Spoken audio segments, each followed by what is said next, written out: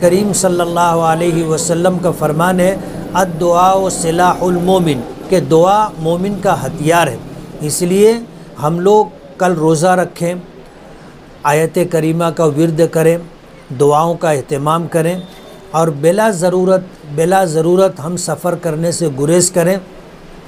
कल के दिन हम अपने मकाम पर रह करके, अपने घर वालों के साथ रह करके अमन व अमान की बहाली, लॉ एंड ऑर्डर की बरकरारी और उसी के साथ दुआओं का ख़ास तौर पर एहतमाम करें। हमें अल्लाह के रहीम व करीम ज़ात से उम्मीद है कि इंशाअल्लाह आज नहीं तो कल कोई खैर का फ़ैसला वजूद में आएगा। हमारा ये मुल्क हिंदुस्तान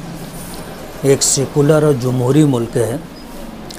लेकिन बदकिस्मती से आज जो पार्टी बरसरे इक़्तिदार है उसने हमारे इस मुल्क को और यहाँ की हुकूमत को एक मजहबी रंग देने की मुसलसल कोशिश कर रही है। कल 22 जनवरी है,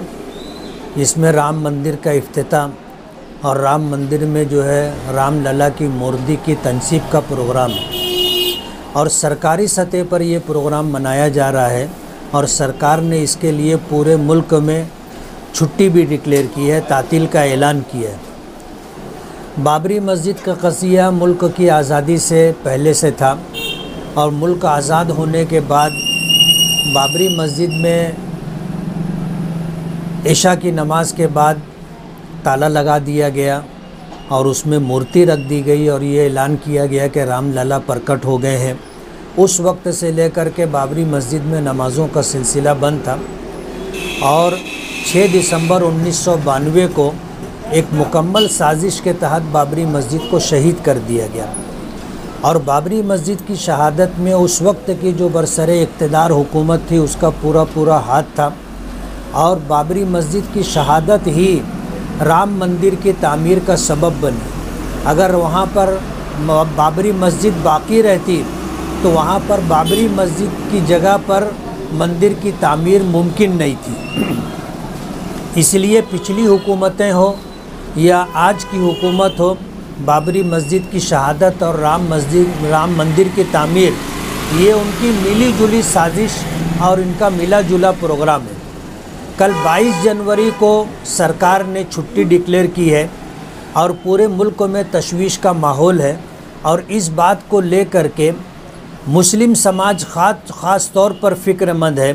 कि हमसे मस्जिद छीनी गई, मस्जिद शहीद की गई और मस्जिद की जगह पर राम मंदिर तामीर किया गया।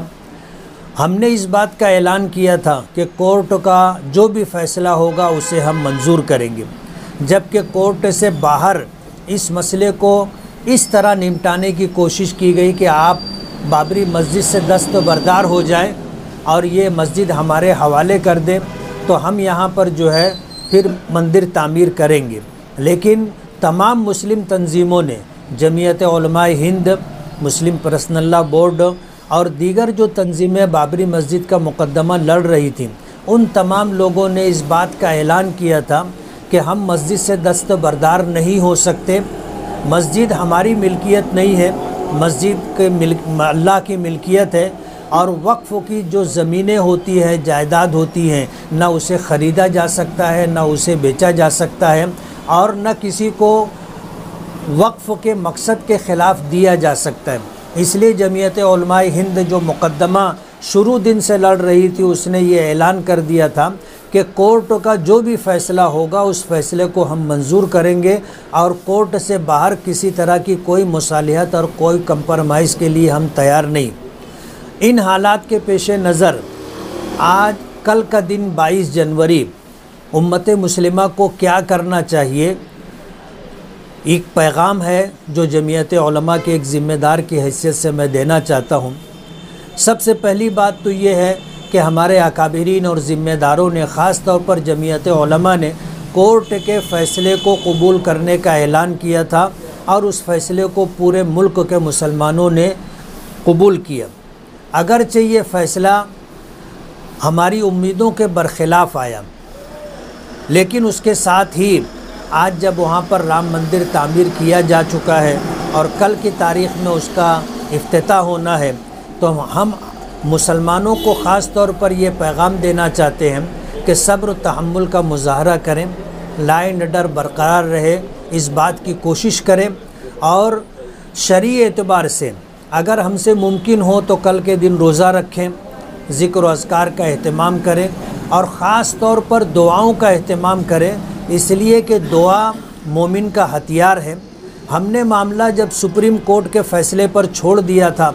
और हमने ये मामला अल्लाह के सुपुर्द कर दिया है, तो इसमें देर सवेर हमें इंसाफ अल्लाह पाक की तरफ से मिलेगा। लेकिन उसके लिए ज़रूरी ये है कि हम लोग दुआओं का अहतमाम करें। करीम सल्लल्लाहु अलैहि वसल्लम का फरमान है, अद्दुआ व सिलाहुल मोमिन, कि दुआ मोमिन का हथियार है। इसलिए हम लोग कल रोज़ा रखें,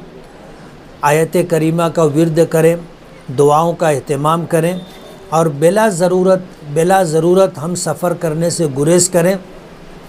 कल के दिन हम अपने मकाम पर रह करके, अपने घर वालों के साथ रह करके अमन व अमान की बहाली, लाए निडर की बरकरारी और उसी के साथ दुआओं का ख़ास तौर पर एहतमाम करें। हमें अल्लाह की रहीम व करीम ज़ात से उम्मीद है कि इंशाअल्लाह आज नहीं तो कल कोई खैर का फ़ैसला वजूद में आएगा।